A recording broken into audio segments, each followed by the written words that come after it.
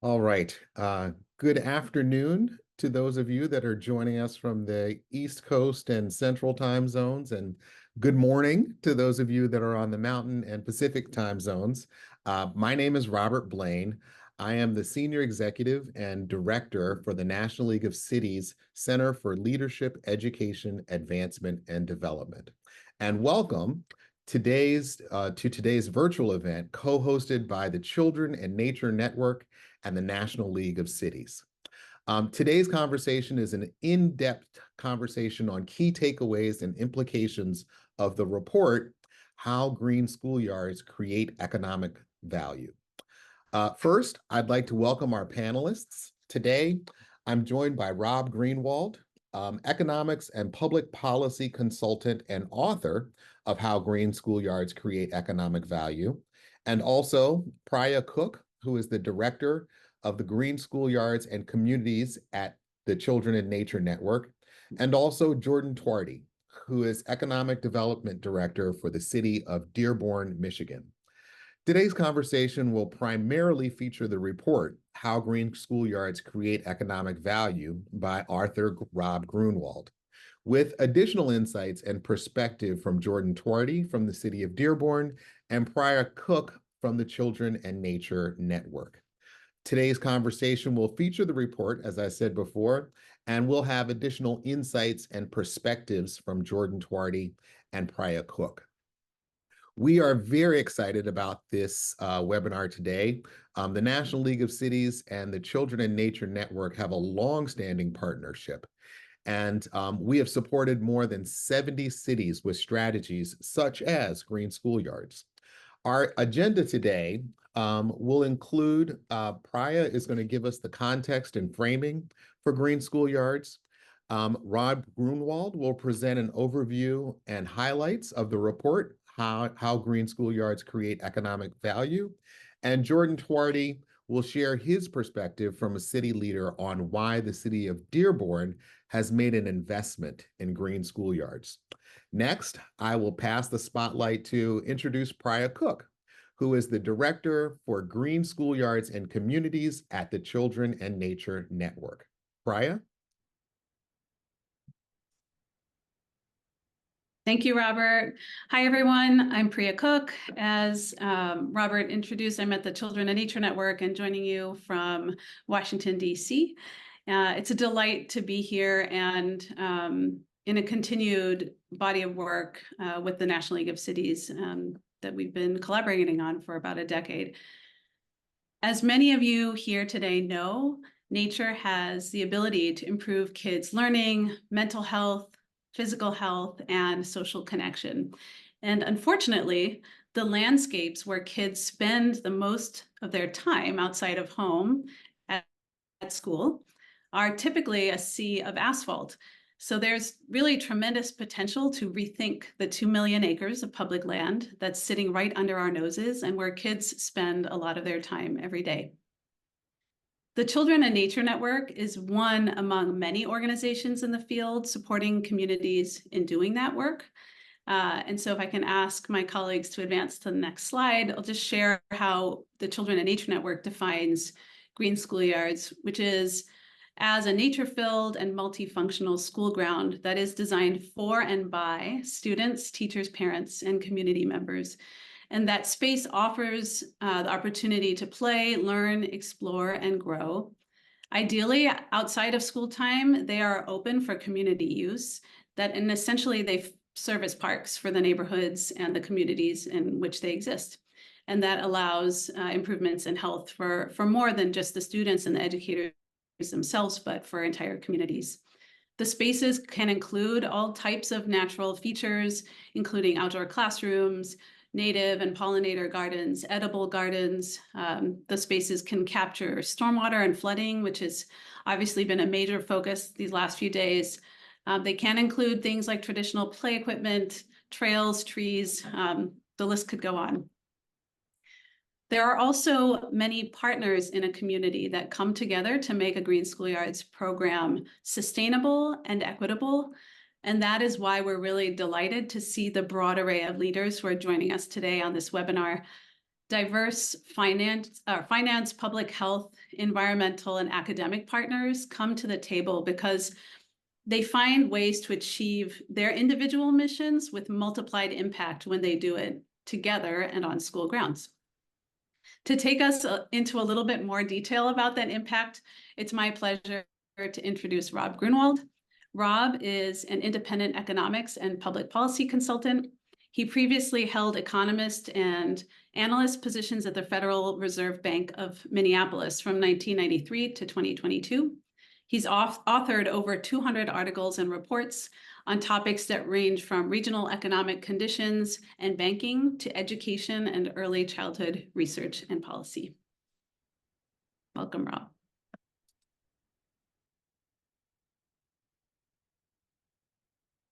Great. Thank you for inviting me today. Thank you for that introduction, Priya. I'll be presenting on how green schoolyards create economic value. We'll have time for questions later in the webinar, and you're also welcome to reach out to me by email, which you see listed here. You can also find me on LinkedIn. When I worked as an economist at the Federal Reserve Bank of Minneapolis, I conducted several cost-benefit analyses of investments in early childhood, such as early care and education, maternal and child health programs. We found that the return on investment to society can be substantial, especially when reaching children facing disadvantages, such as growing up in poverty.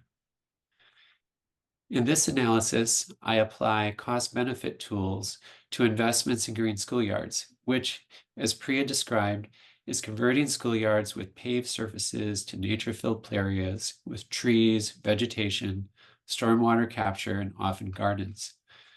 I will start by admitting my bias that I am in favor of nature, and nature connection is very important to me and my family. Before reviewing the research on green schoolyards, I was inclined to think green schoolyards are a good idea.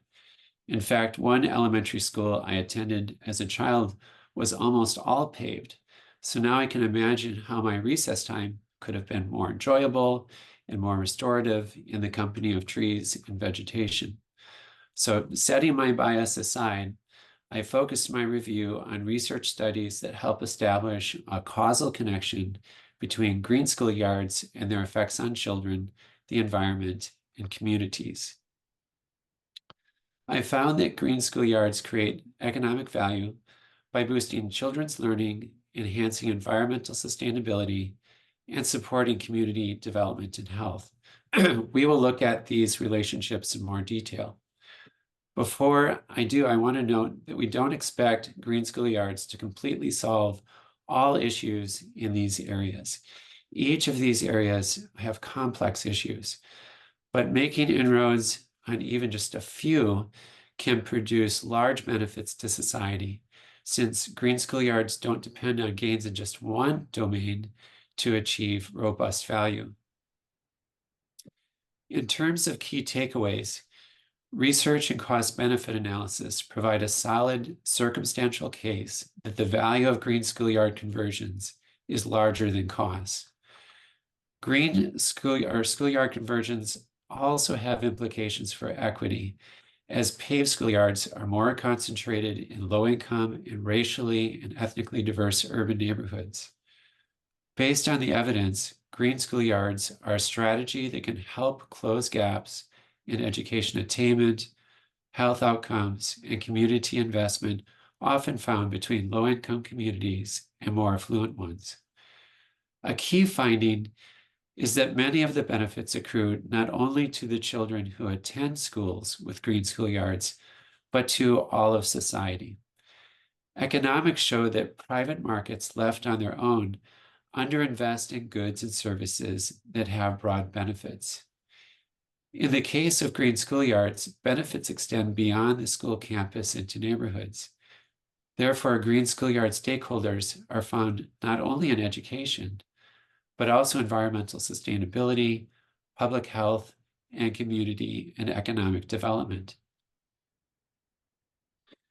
This analysis draws on research curated by the Children and Nature Network Research Library, which summarizes peer-reviewed studies that address the relationship between children's connection with nature and child development and learning. Much of this analysis is based on a large-scale green schoolyard conversion project in Denver that illustrates the benefit of green schoolyards. From 2000 to 2012, Denver Public Schools converted 99 elementary schoolyards, encompassing 306 acres, to learning landscapes, which combine natural elements, spaces for physical activity and creative play, and educational elements such as historical timelines to help children learn as they play. Learning landscapes have outdoor classrooms. They have STEM elements, grass, playing fields, vegetable gardens, and habitat areas. An average learning landscape schoolyard is just over 3 acres. The schoolyard conversions cost an average of $630,000. Lois Brink, chief strategist for the Big Sandbox, led the Denver study, joined by analysts at AutoCase Economic Advisory. The estimated effects of learning landscapes on children's learning, environment, health and wellness, and school district-related economic outcomes. Several small studies have investigated the relationship between green schoolyards and outcomes within one domain, but the Denver study is the first to use longitudinal data from a district-wide green schoolyard conversion project in a large urban school district to estimate effects across multiple domains. The study takes advantage of the rolling implementation of learning landscapes over 12 years to compare school-level trends prior to implementation with trends post-implementation against data from unconverted schools over the same period. That's including Denver schools that converted schoolyards later in the 12-year period and a group of elementary schools in neighboring districts. This quasi-experimental design allows for causal claims for outcomes, not just correlational evidence. In this slide, you can see prior to learning landscape conversions, surfaces categorized as impervious or hard comprised 90% of an average Denver elementary schoolyard. Permeable or soft surfaces comprise 10%. After the conversions, permeable vegetative surfaces comprised just over half of an average schoolyard. Permeable or soft surface 18%, and impervious or hard surface comprised less than 1/3. Research shows that children are more active and less sedentary on schoolyards with natural features, diverse play areas, and movable materials. Not only does increased physical activity help children release energy and feel refreshed for classroom learning, exposure to nature itself, such as the natural elements found on green schoolyards, can reduce stress and restore attention. Reducing stress while increasing physical activity, attention restoration, cooperative behaviors, and engagement with subject material all create a positive environment for learning. So to establish the economic value of green schoolyards related to children's learning, we investigate how the positive effects on learning environments may affect student achievement measures, including high school graduation rates. The student mobility rate at Denver public elementary schools decreased 7 percentage points on average after converting to a green schoolyard. This is equivalent to cutting the district-wide elementary school student mobility rate by as much as 1/3. Children and their parents were just more attached to schools with a learning landscape. Reducing student mobility benefits those students who move less or not at all, but also the overall school learning environment. The Denver study also shows a small increase in a school-level student performance framework measure and a small decrease in the truancy rate. Post-schoolyard conversion data on math and writing growth indicates that Denver elementary schools had higher growth than comparison elementary schools in districts bordering Denver. While it's not known whether Denver schools already had higher math and writing growth before the conversions, these findings are consistent with previous research that links the characteristics of green schoolyard conversions with improved academic performance. While not definitive, research on the relationship between green schoolyards and children's learning points to a likely impact on student achievement and related test scores. To the extent that green schoolyards impact achievement scores in elementary school, research shows that third grade achievement is predictive of high school graduation. Changing the trajectory of students who are likely to drop out of high school to graduating from high school generates substantial economic benefits, much of which accrue to graduates through increased earnings as adults. But taxpayers also benefit from higher high school graduation rates due to increased tax revenue and reductions in social service costs, including costs associated with crime. If a green schoolyard conversion could change the trajectory of one high school dropout to a high school graduate every 5 years over a 40-year period, it would produce $340,000 in public benefits and $900,000 in private benefits. While increased physical activity and mental health benefits of green schoolyards support children's learning, they can also boost children's health and healthy behaviors that continue into adulthood. For example, a 1-year study that tracked physical activity from childhood to adulthood in Finland reveals low to moderate correlations between physical activity in childhood and physical activity in adulthood. Another study found that making school garden produce available in the cafeteria was associated with increased purchases of salads. In the Denver study, 13 of the 99 learning landscape schools developed garden to cafeteria programs. School boards and school district administrators have particular interest in the impact green schoolyards can have on student enrollment, sustaining enrollment, and teacher retention. The Denver study shows increased enrollment by an annual average of 152 students district-wide following the green schoolyard conversions. These enrollment gains bring an annual average $1.3 million in state education funding to the school district.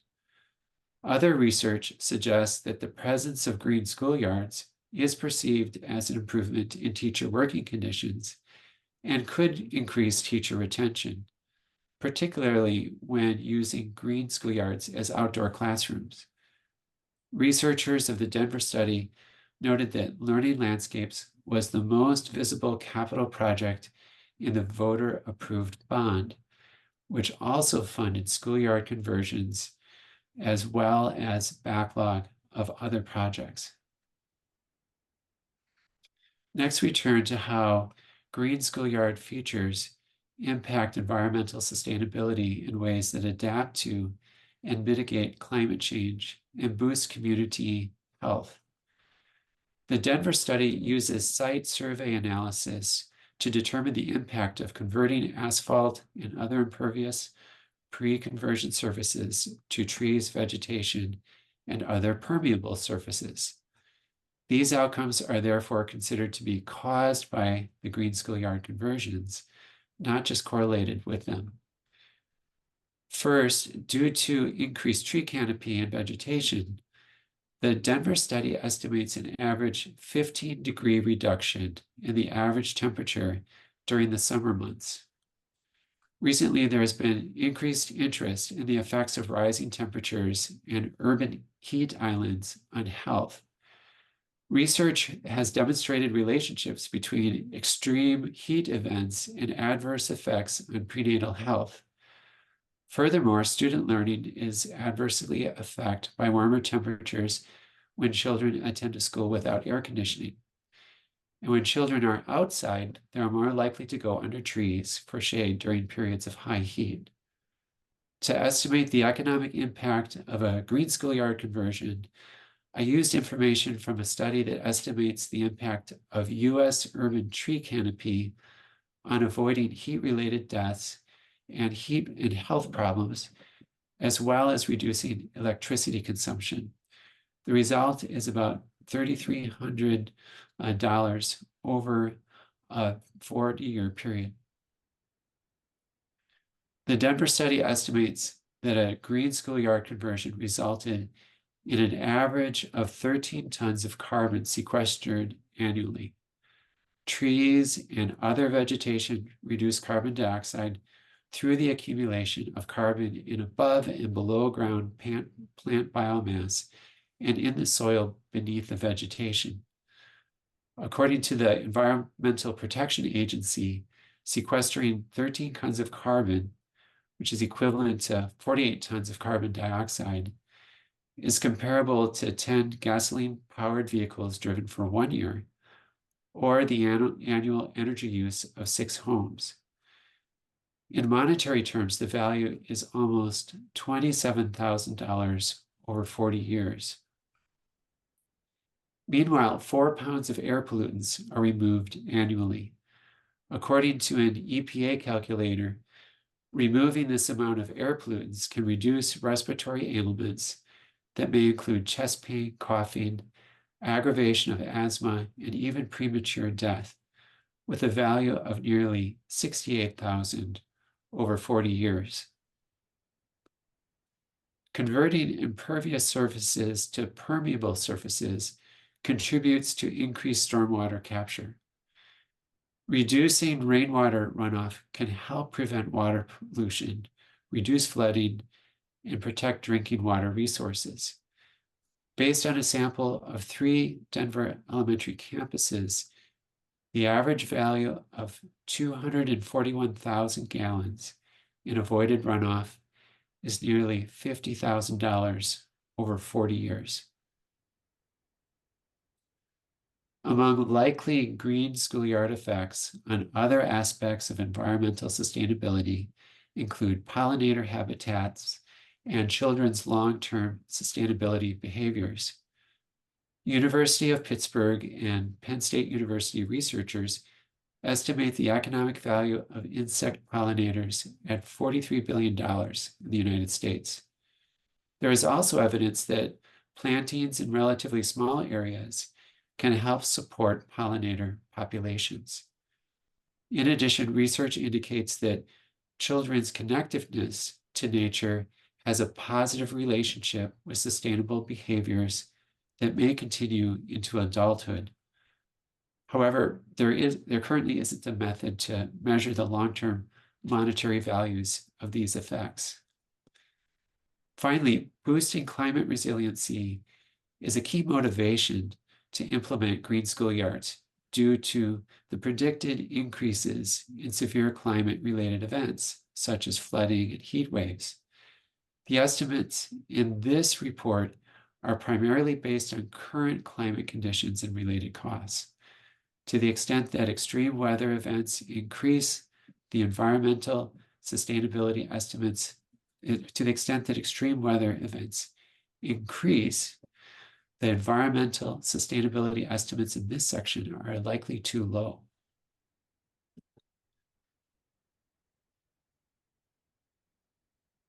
Next, we turn to community development and health.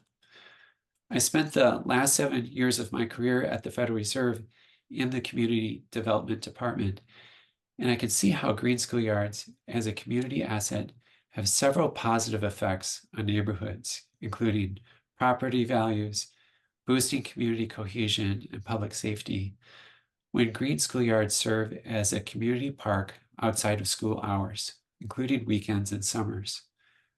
Trust for Public Land estimates that if every public schoolyard in America functioned as a shared outdoor space, 20 million more children and adults would have access to a park within a 10-minute walk from their home. Using methods developed by Trust for Public Land to estimate the impact of community parks on nearby property values, a green schoolyard conversion in Denver likely increased property tax revenue by an estimated $242,000 over a 40-year period. With any improvement to a community asset that affects property values, we need to be cautious of displacing residents due to increases in rental rates or increased property tax burden. The report notes strategies and resources such as community engagement and community land trusts to help maintain and increase home ownership in low-income and moderate-income neighborhoods. In addition to increased property values and local tax revenue, research indicates that parks and urban green space have a positive effect on social cohesion and a sense of belonging. But I wasn't able to find a method to assign monetary values to these benefits. In terms of health, park proximity is linked to increased park use and physical activity, and exposure to nature is associated with positive effects on mental health. In a hypothetical scenario where over a 40-year period, a green schoolyard in Denver facilitates an increase or maintenance of the physical activity of 12 adults to CDC recommended levels annually, $462,000 is returned to those individuals and to society. Additional research is needed to fully estimate the economic value of green schoolyard benefits relative to costs. However, across statistical estimates of environmental sustainability outcomes and local property tax revenue increases, 60 cents are returned for every dollar invested. Economic effects on children's learning and community health are also likely considerable. Since statistical estimates are not available, the aforementioned hypothetical examples are included for these domains. That is, a modest gain in either the high school graduation rate or improvements in community health would produce a positive return on investment. That is a ratio of benefits to costs above $1 for every dollar invested. Modest gains in both high school graduation rates and community health could achieve a return of over $3 returned for every dollar invested. Although access to nature, such as the natural elements found in green schoolyards, might be good for all children, it's especially good for those who might be at risk for poor health, mental health, social, and educational outcomes due to conditions associated with limited financial resources. Since paved schoolyards are more concentrated in low-income and ethnically diverse and urban neighborhoods, green schoolyard conversions in these neighborhoods likely have a relatively larger effect on community development and health than conversions in more affluent neighborhoods. Ongoing and new research could substantiate the economic impact of green schoolyards. So, for example, linking school or student level data to changes in elementary school student achievement scores that are predicted of high school graduation rates be one way to help substantiate this evidence.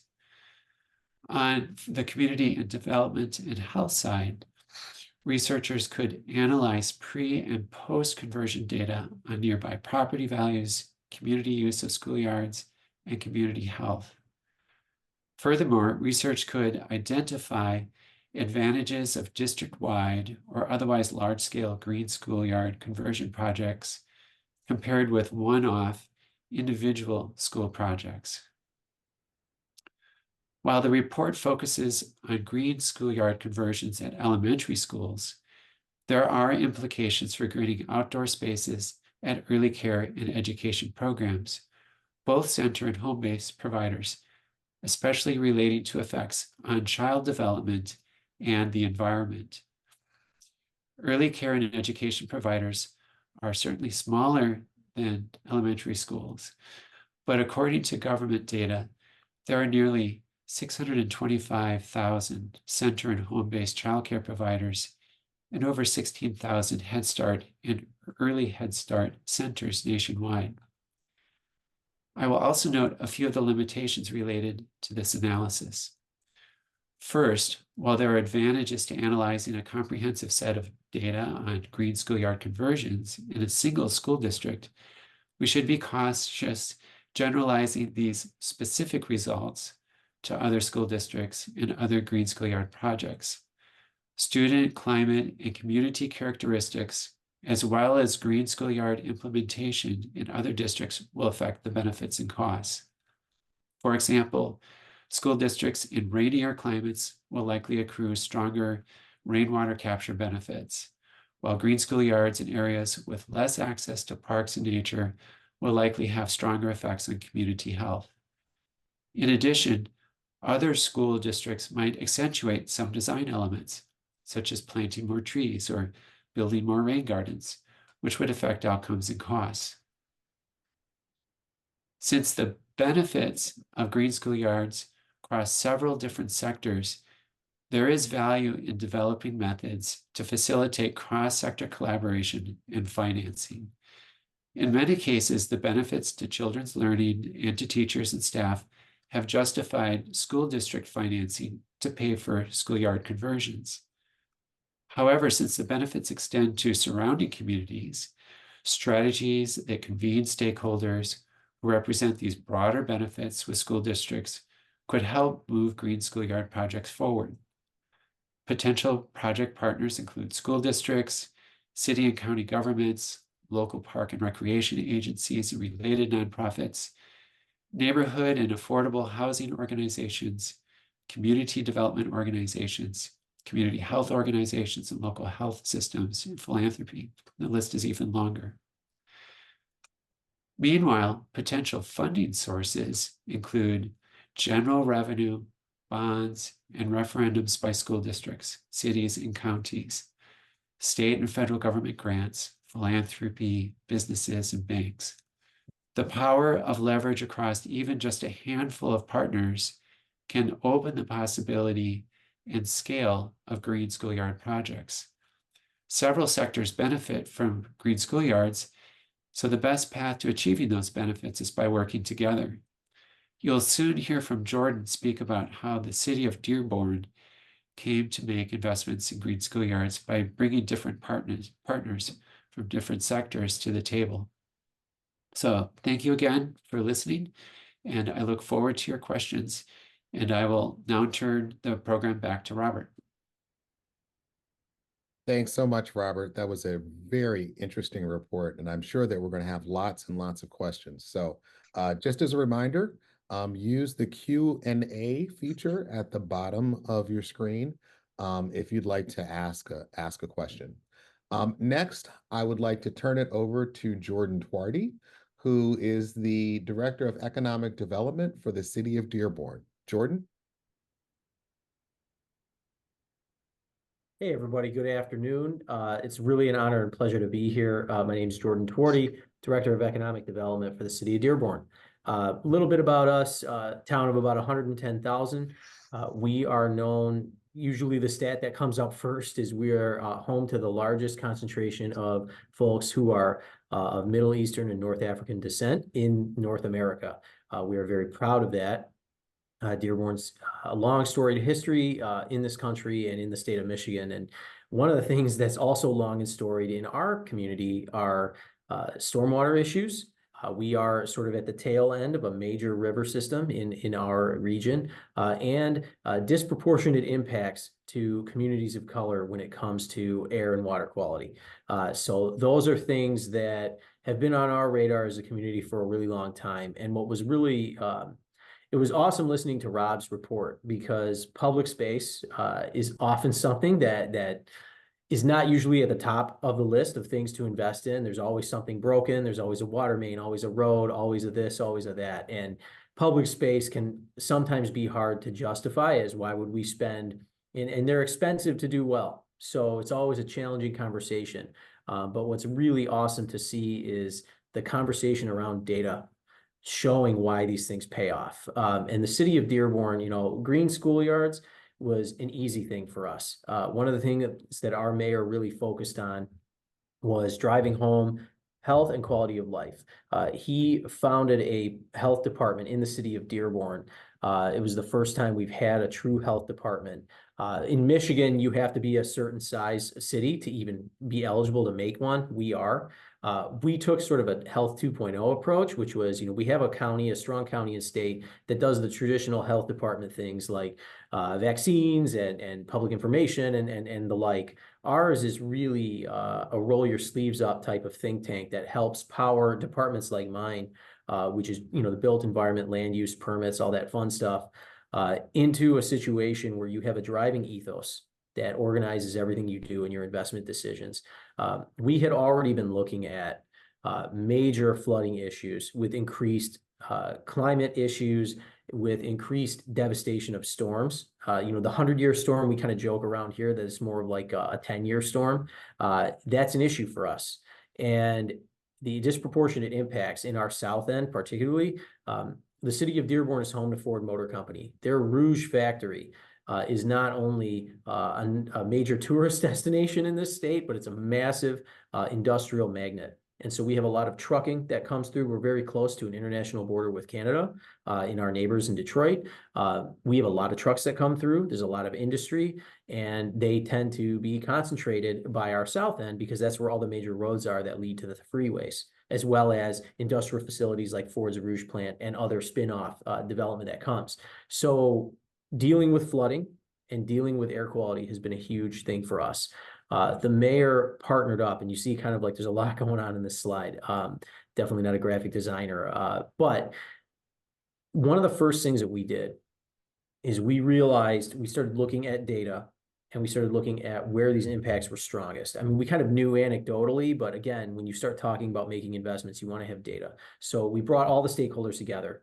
And so we had all the different departments that would touch this. We had the schools, we had the park system, and we started to realize pretty quickly, and NLC was also a big part of helping us get together.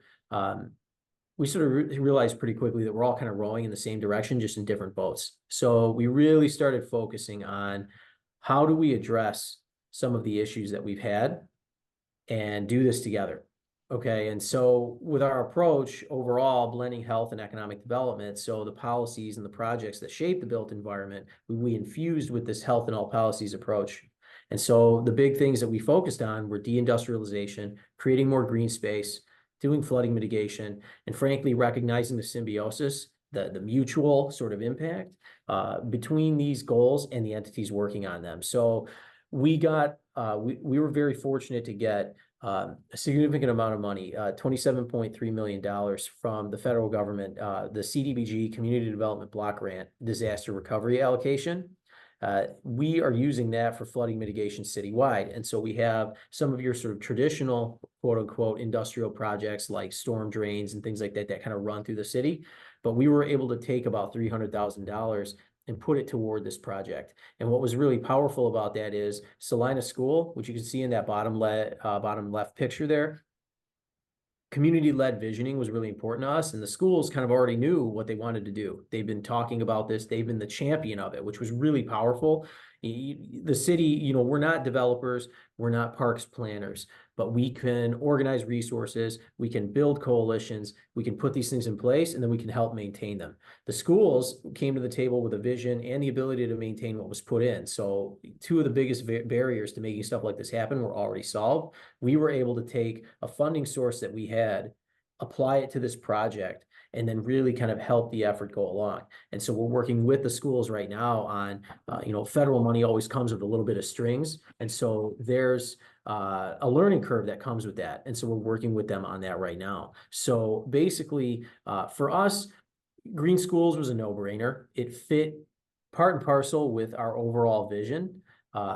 You can see kind of the stats that we have there. I mean, this school is right in the heart of our South End, Salina School. It's right across from a rail yard. There's a park that these kids go and play, and they can literally look through the fence and see a massive rail yard. So anything that we can do to create more green space and more mitigation, and we've actually partnered up with them on some of our other initiatives as a city. We're buying up land along a road, I guess pun intended, called industrial, and we are deindustrializing it. So we've actually had some funny conversations with these property owners. They find out that the city's getting involved and they want to jack the price up, and then we literally tell them we own the rest of the block and it's literally going to be a garden. And so we're able to get people to open up because they realize it's not a speculating opportunity. And I say all that to say, I mean, a lot of those efforts, we've started to find that we're supercharging each other. And one of the things is it's been refreshing to see that the schools was on board with this. We were on board with this. There wasn't a lot of convincing that had to happen. And so it just became about, looking at a chessboard, if you will, and which piece is moving in which direction and making sure that we can coordinate. So that's been really where we've come from on this. We're really excited about it. We see the impact. We're putting $30 million into our parks citywide. We built 3 brand new ones. 2 are under construction. 1 we just ribbon cut last week in the heart of our West Downtown. We're all in on the economic spinoff benefits and community public health benefits of green spaces. And we really think that the Green Schoolyards project, I mean, the one at Salina, we think could be a model for others, both in our community and around, and we're doing whatever we can to support it.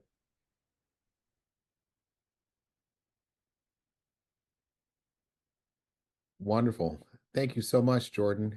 And I want to open the floor for a few questions, if you might. The first question is for you, Jordan. Emma Land asks, for the City of Dearborn, how was the process bringing together your local land use planning department with your local health department to work together on this? That's a great question. And so what was interesting, it was actually quite easy. Our public health director and chief public health officer, Ali Abazid, he and I get along really well. What's interesting is the mayor, when he came in, the built environment was managed by about 7 departments. We took 4 of those and consolidated them into 1, and that's what economic development is. So you have building permitting, planning and zoning, business support, economic development, sort of like your project teams, your business services, workforce development, all under 1 roof. Public health was a department that the mayor stood up and brought in Ali, who had spent part of his career at the NIH. He's also a Dearborn guy, knows the community. And so we kind of realized really early on that there were some synergies. And what the mayor had kind of done, he kind of wove this into the core of our existence. And so I think that I can't overstate that. That was super important, because what was interesting is he built that ethos, and then he brought people in who operate that way.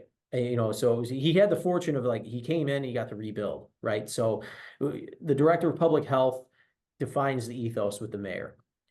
My department, we oversee the built environment. So we essentially bent the knee, for the Game of Thrones fans out there, we bent the knee to that ethos, and we all bought in. And so what it's been is, as we've kind of been restructuring over the last 3 years, we've really kind of done so in a way that says, well, what does it look like to operationalize that? That you have an ethos, then you have a steward of the built environment, like the planning department. We're traditionally the stewards of that, right? So you have this think tank and this ethos, and then you have this doer department. Not that public health is not a doer, but you sort of have these traditional lanes. So what that looked like is we got together as directors under the common banner of the mayor's ethos, and we started looking at, all right, what the heck are we doing? And that started translating into different plans. Our department is the steward of a lot of traditional master land use plans, capital improvement plans, all these legal documents that organize where money goes. What we did is essentially just created space for public health at that table. And so we blended their mission of advancing this ethos and bringing in dollars.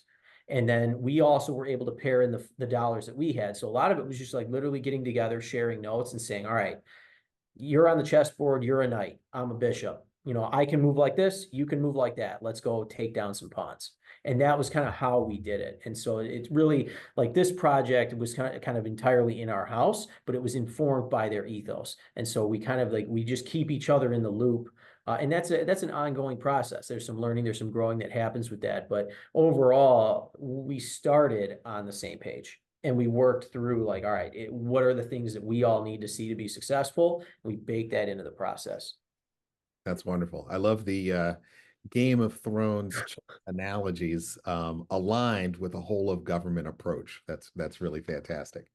A little bit more equitable of approach here than, Westeros, but, we've got some flair. Exactly. That's great. Rob, we have a question from Melanie Alcazar. I know that you answered it in the Q&A, but just wondered if you could expand at that on the answer for our audience. The question that Melody asked was, does the Denver study take into account how much time and what kind of exposure kids have in the transformed schoolyards?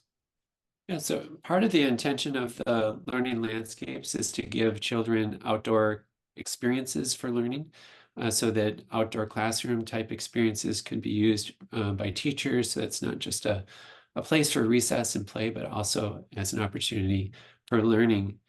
And that there was about more than half of the schoolyards had gardens. And so they included the gardens as a way to be able to include some of the instruction and learning time with children in that setting.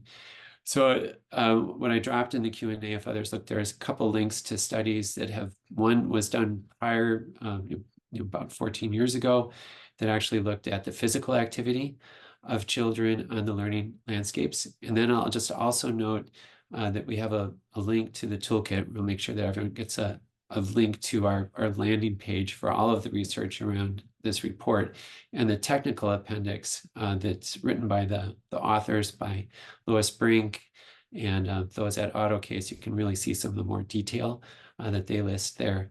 And I'll just conclude by saying just research in general around green schoolyards does show that it would be important to include ways of how to support teachers in using the space, especially outdoor classroom space, to be able to enrich the learning of children.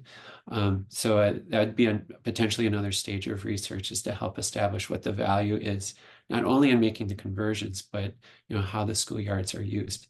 And Children in Nature Network does have some research studies on their research library on that very question. Fantastic. Thanks. That's great. Thank you, Rob. We have one more question for Jordan and for Priya. The question is, how has maintenance changed with transition to green schoolyards, and who is doing this work? Funding is often tied to initial install, but it can be much harder to find for maintenance. So, Jordan, how are you all thinking about maintenance in Dearborn? We're hoping to retire a year after it's done. No, I'm just kidding. No, basically, so you have to, the way we've been approaching this. So I can't speak for Salina schools. I think they're approaching it the same way, but we're doing projects like this throughout the city. Like, we're also putting some rain gardens. Like, we've had a 2-year running now, I think it's finishing this next month or so, study of our entire stormwater system, and kind of identified projects, and rain gardens was one category. There's like 9 of them that we're going to put in. The way we're going about it is, we've built into the contract 2 things.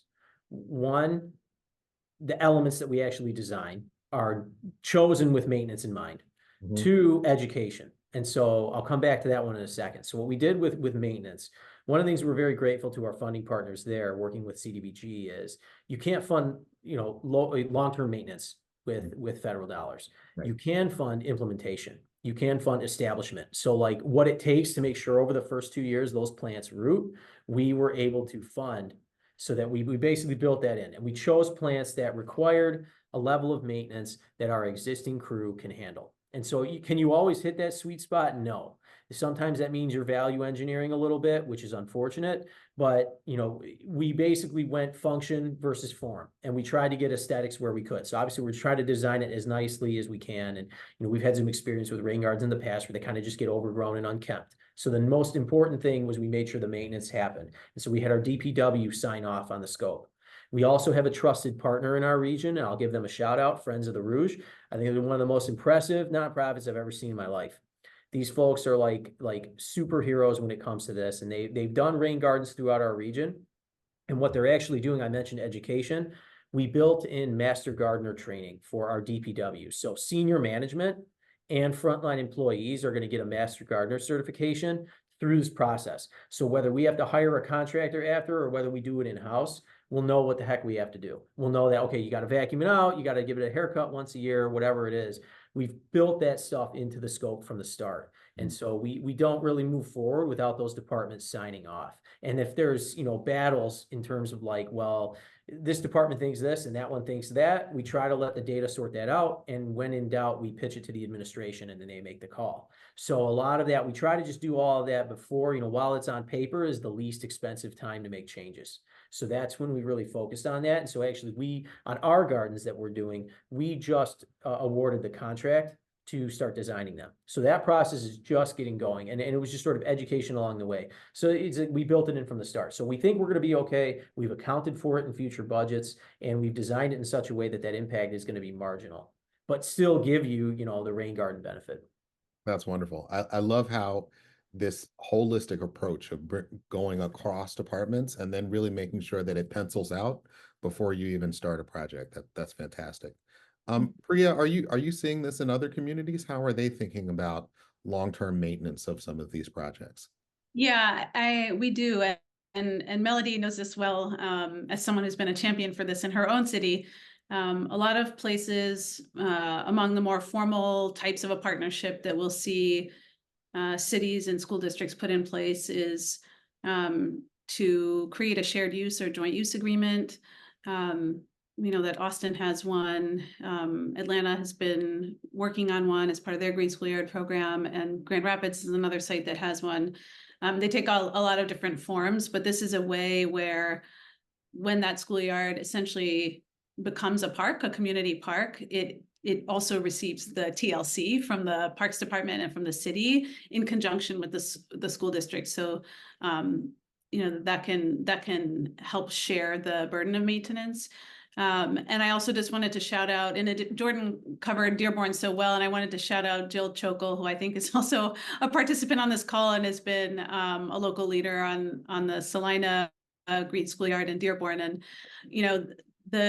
it's hard to overstate the importance of the partnerships that they have cultivated and the strong relationships they have from the neighborhood level all the way up to the whole city level. And at their stakeholder engagement and their partner mapping and role defining kind of work, you see that their university partners are coming and helping with assessment activities at the site. So you have graduate and undergraduate students participating to think about the condition of those spaces and the environmental benefits and environmental justice benefits happening there, as well as a couple of the organizations that Jordan also mentioned. That's great. That's really wonderful. I think that answers all of the questions that we have out there. I just have one last question for each of our panelists, and especially for Rob and Jordan, and that is, what was your most surprising finding as you've done this work, especially for Rob, as you've done the study and really looked at the economic implications? How have you seen that being projected into communities? And then from the community's perspective of Dearborn, how have you seen that, Jordan, on the ground? So Rob, you first, please. I think coming to this type of topic with fresh eyes, while I worked in community development at the Fed, I wasn't looking directly at green schoolyards. And so this gave me a chance to look deeper. And I'd say it's really remarkable what can happen in a small area on the environmental impacts, which I studied back when I was in graduate school. But in terms of carbon sequestration, removing air pollutants, stormwater capture, reducing air temperature, that you can change a small area and you can start to have a substantial, meaningful impact in those areas. And that just also translates to what I wasn't surprised by the literature in children's learning, this connection between exposure to nature and the effect that has on kids. That's very intuitive and it's very strong. And then also, this is a way to promote community development. It should be thought about among community development professionals as a tool in their tool belt. That's great. That's great. How about you, Jordan? What are you seeing? So for me, I would say one of the most interesting things was like the challenges in terms of like when you pick a site all the different variables that you have to get to align. You know, you might, like, we looked at medians for stuff, and then you start finding out where all the utilities are buried if they weren't documented before. But it was surprisingly easy to work through those things. And if you have the right people at the table, you get to time travel a little bit because you have people who can work through issues that you would have just had to turn away from. And I think that this comes across when you first start that conversation of like, okay, who the heck's going to do this, and how is that going to get paid for, and all these, like, the fears come out, but how quickly that dissipates when you have a good vision and clear use of partners. So it's like kind of like the thing that I've noticed so far is just that, whether it's a paradoxical is the right word or not, but this notion of like, you have these insurmountable challenges, but they sort of wash away extremely easily if you've engaged the right partners. And it's, you know, the funding, a lot of times people feel like funding is gonna be the hardest part. That's like the easiest part. And then it's just like trying to execute all this. That's great. That's wonderful. Well, Priya, can you close us out? Can you share some of the advocacy tools that are available through the Children in Nature Network, and also how attendees can be in conversation with their school district, public health departments, hospitals, and those who manage community development block grants in their cities? Yeah, sure thing. I don't know that I can add anything besides the living, breathing example of Jordan to just show what's possible when you find a champion and find leadership in your city, in all different types of agencies and departments who are able to think beyond a really siloed approach and think holistically about well-being of their community members. So you know, strongly advocate for that. And there are a lot of resources on the Children in Nature Network website around getting started with green schoolyards, things like stakeholder mapping and thinking about the policies that exist in your community that might already, as Jordan said, have lots of people rowing the same direction, but in different boats. And so if you can take a look at that, sometimes they're not talking about finding new money or new commitments. It's actually about just aligning a lot of good work that's already happening. So there's a get started with green schoolyards toolkit that you can find on our site. I know one of my colleagues will drop that in the chat.